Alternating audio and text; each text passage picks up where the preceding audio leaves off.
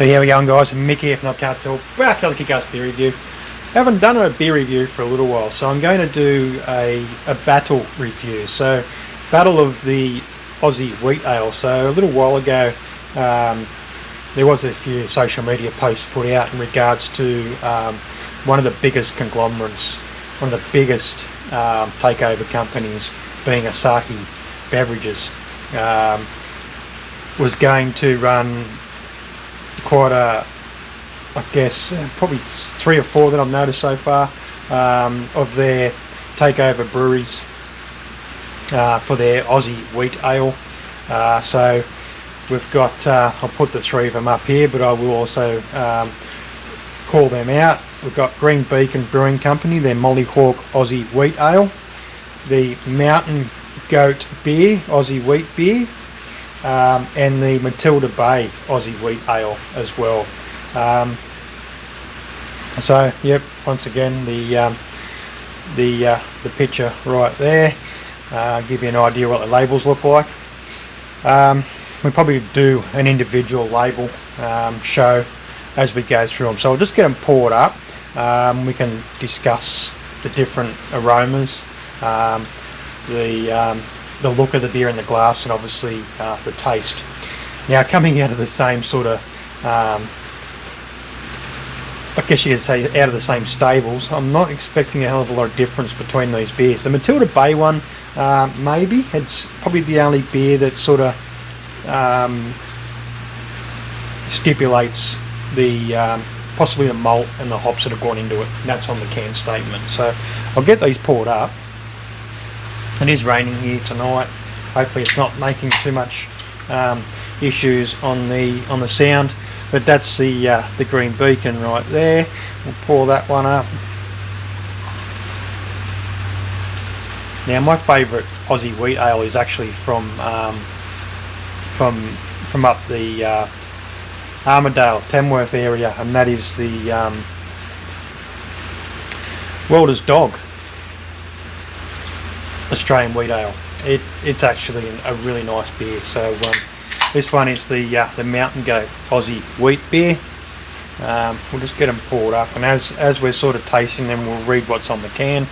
I'll hold that up here so you can see. Very similar in colour, this one as well.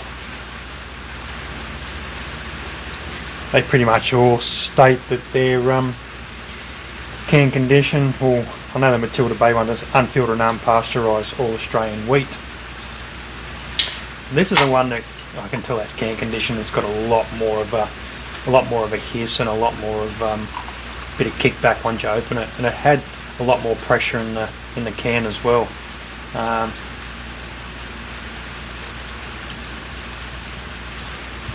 Just try and keep these lined up. That one actually throwing out some really good aromas. Yes, looking at them here, they are slightly different. The Mountain Goat one is a little bit darker in colour. Matilda Bay and the Green Beacon, very, very much. Oh, no, they are different. So the Green Beacon has that more of a haze that I'd like to see in those particular beers.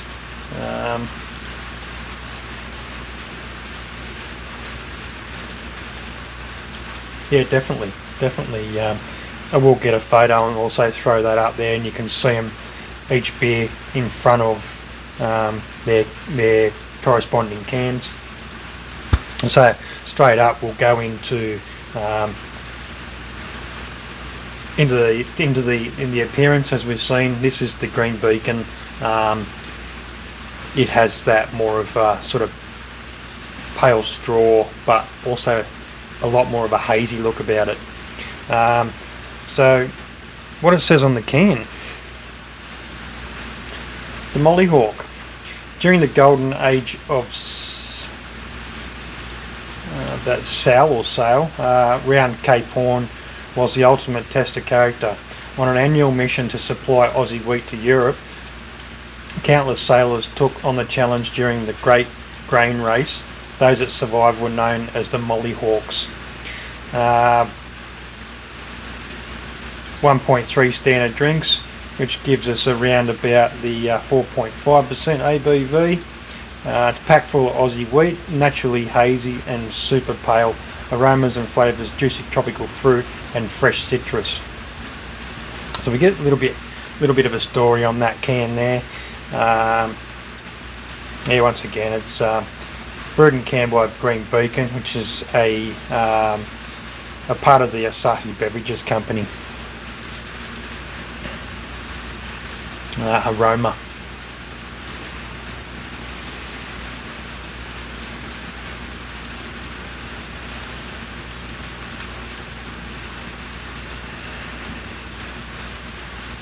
Does smell very nice, very inviting, very summery. Probably going to be some really good fridge fillers. Not sure how many people will pick them up and actually give them a go. There was a lot of sort of kickback from it, but we'll see what happens. I do like the aroma on that.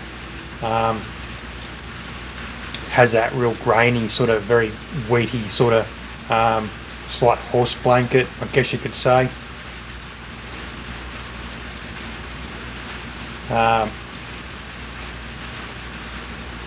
It's got to have Aussie hops in there. It's got to have something like, like your Galaxy, which Galaxy seems to be the staple of a lot of the lighter styles of Australian type beers. Ella, things like those sorts of hops could definitely be in there. Summer. I don't think they do summer anymore down there at HPA, Bushy Parks Estate and so forth. Taste.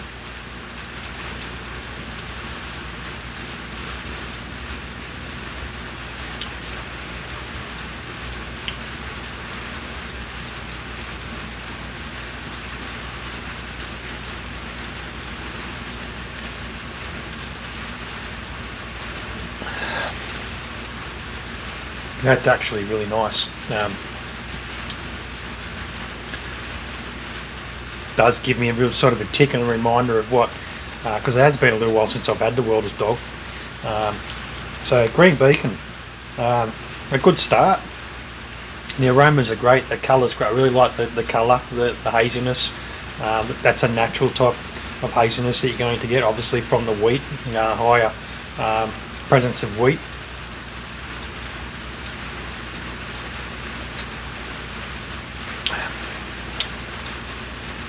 And it is, although it's a lighter style, it has got some chew. It is chewy there with the malt, with that grain bill, and those hops really do shine through on the aroma, and balance really well with the base beer. So definitely would, yeah. I know it's back in my earlier days of being a craft beer snob, I probably wouldn't have ever bothered going near something that's sold out or is owned by one of those bigger companies. But we all have a journey that starts somewhere, and for a lot of us it started with things like James Squire and so forth. So and Matilda Bay, the old redback and the bee's knees with Matilda Bay. This one's the Mountain Goat. So you can see there it is different. It's more of a golden colour, that one. There is no actual can statement. It's 1.2%, 1.2 standard drinks, 4.2% ABV. Made in Australia, Mountain Goat Beer Proprietary Limited, part of, so it doesn't actually say that it's been brewed brewed at Mountain Goat. Who knows? There seems to be a fair few places that brew these beers. It's not always done in the same place, so there could be a bit of difference depending on where the cans have come from. But anyway, so yeah, we're still getting that sort of hazy sort of look about the beer with like a slightly darker colour. Really love the colour of that Green Beacon. That's sort of for me an Aussie, true Aussie wheat ale. So as we get on, I feel that these next two, this one and the Matilda Bay are going to be exactly 100% Australian hops. So love to be corrected, but for some reason I just feel that These just don't have that sort of those followings, along with trying to stick to an Aussie wheat ale or Aussie wheat beer. The aroma.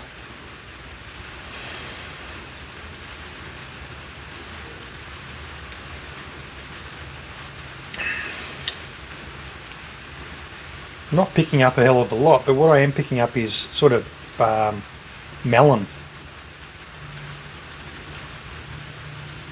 Slight melon. I am picking up that wheat there, sort of further down in the background there, but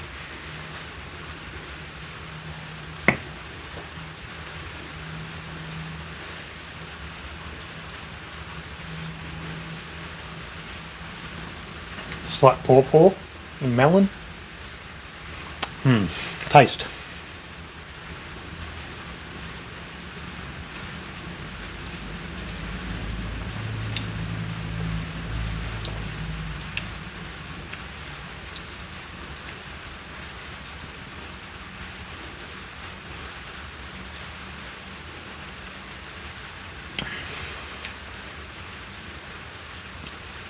This one's a lot more juicier, but it also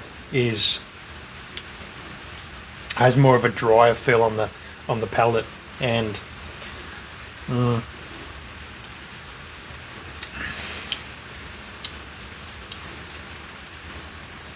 it's leaning more towards that traditional pale ale to me. I'm getting other things in there.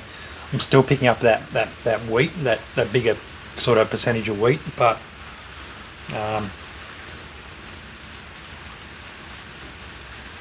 yeah, sort of not quite.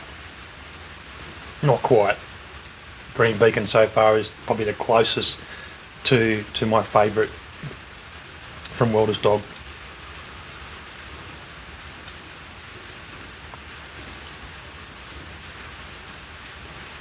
I like juicier, but it's also got that bit more of a hit of bitterness as well.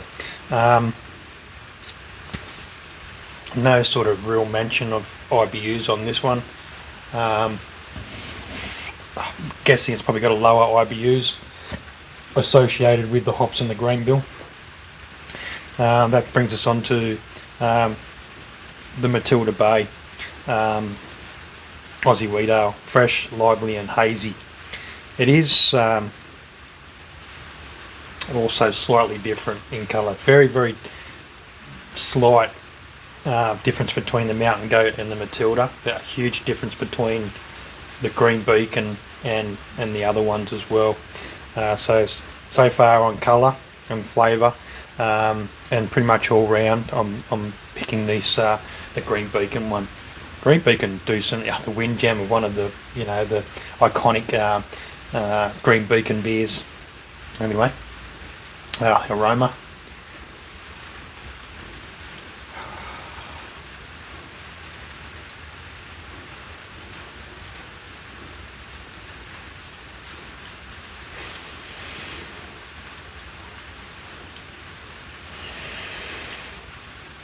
It's got a very sweaty smell about it. A lot more sort of prominent, sweaty sort of horse blanket coming through on this one. Really, really punchy sort of melon. That's definitely melon. I know I picked up his can and I did actually look at it, and whole melon is one of those hops that are in it, which isn't particularly an Australian hop. So that's where I'm sort of picking up on the Mountain Goat one and the Matilda Bay one, knowing sort of, alright, so we'll have a bit of a, now there's your can there. It's got the Rosella with the big silos in the back there. 1.3 standard drinks, 4.5% ABV, Australian original craft brewer. A wheat beer, but not like you remember, using all Australian wheat and Australian Eclipse hop with this bright and fresh brew is equal parts hazy and lively.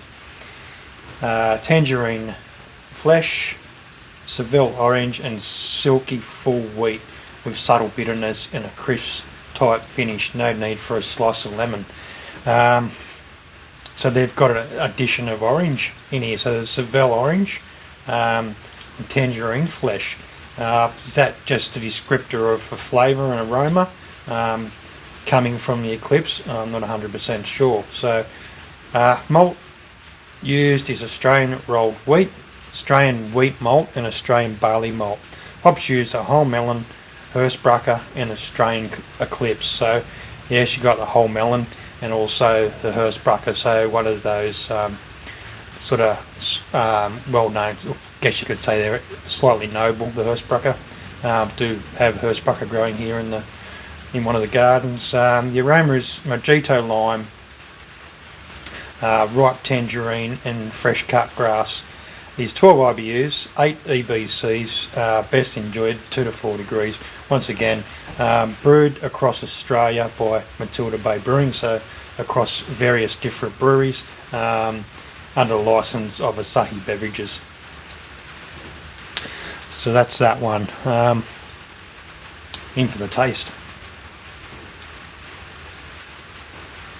I was almost going to say candy before. I was going to say candy, sort of candy orange, not. So I was going to say, it's like a candy, like a fairy floss type aroma coming from it. Taste.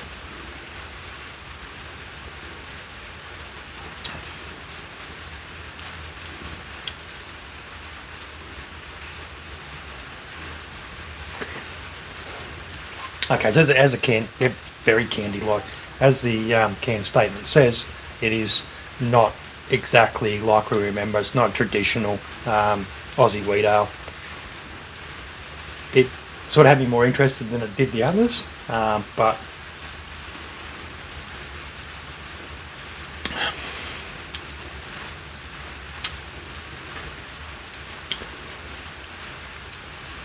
wheat's definitely there.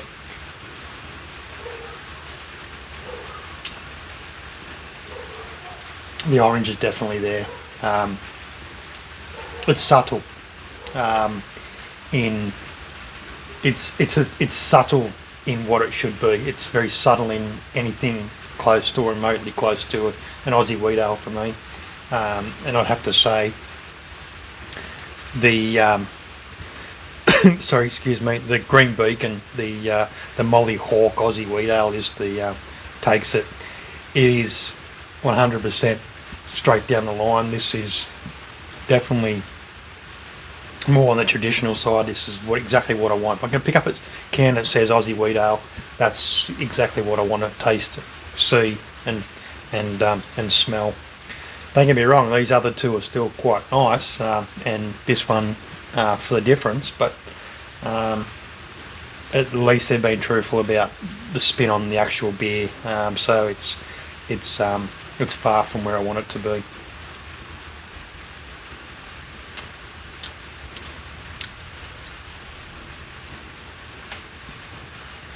Still glad I tried it, and it's probably a really good. I think I picked the order well. I've really picked it. So I've started off with, it's most definitely the lightest, but it's the most balanced with the Green Beacon, onto the Mountain Goat, which had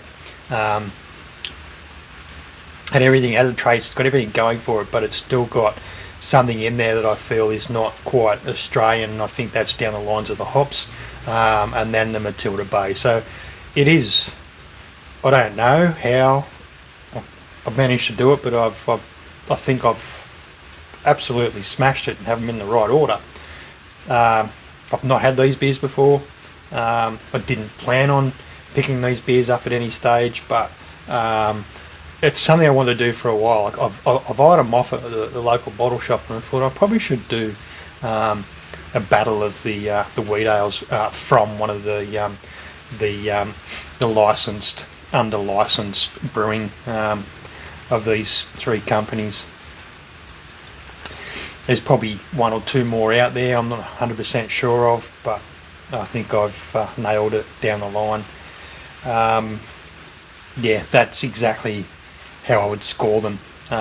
Number 1 for the Green Beacon, number 2 for the Mountain Goat, number 3 for Matilda Bay, and that's start to finish for the traditional side, what I expect from what I know and what I've experienced. We have a winner. Green Beacon, their Aussie wheat ale. It is probably the one with the higher percentage of alcohol as well. That's a 4.2, that's a 4.5, and that comes in at 4.5 as well. So yeah, beautiful. So I'll finish off taking a few photos for the socials, particularly for this channel here. Yeah, good to sort of be back on the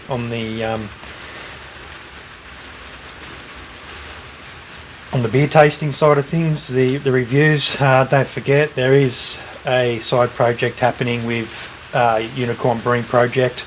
That's a completely separate channel, side project for the home brewing side of things. Just try and keep things a little bit more separated, so not try and get the commercial side of things caught up in the other channel, but more mentions will be on the other channel of what's directing me towards the types of beers that direct me towards brewing those sorts of beers, and we'll stick with the commercial shit right here. Cheers.